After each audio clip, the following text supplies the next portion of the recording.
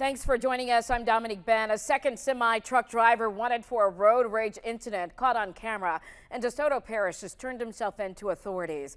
The DeSoto Parish Sheriff's Office says 30-year-old Trevor Hendricks turned himself in this morning.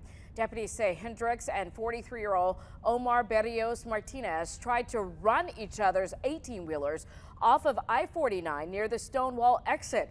Martinez was arrested back on March 29th on those charges of reckless operation and aggravated obstruction of a highway.